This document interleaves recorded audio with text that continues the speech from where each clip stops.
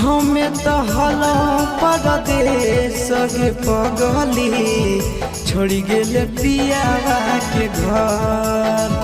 हमें तो हलो परदेश के पगली छोड़ गेले पियावा के घर। तने को न कहले हमर आवे के सबर, तने को न कहले हमर आवे के सबर।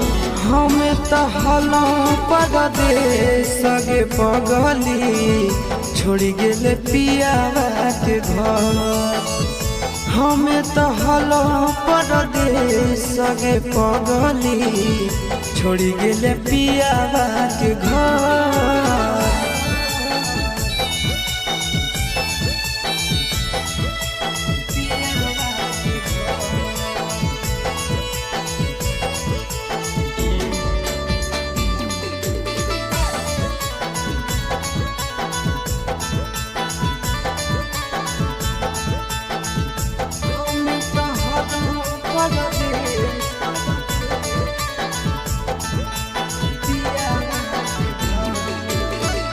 जे कहनी तोहर मानहलियो बात गे, कहल कि सातो जना छोड़बो ने साथ गे।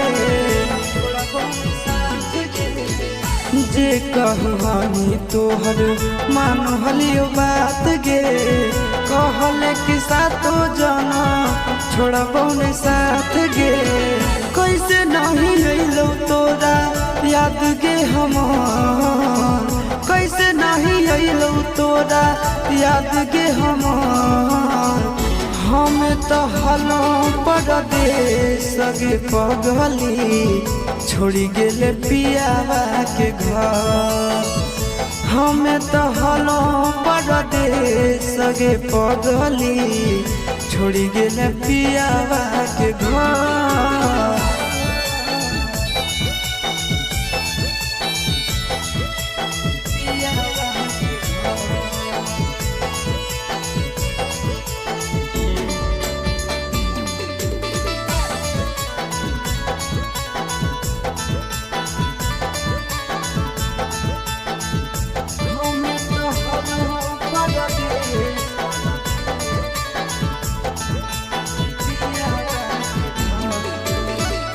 संदीप गिरीश बतलिको शादी के खबर गे, ससुरा में खुश रही हो दुआ हो हमार गे।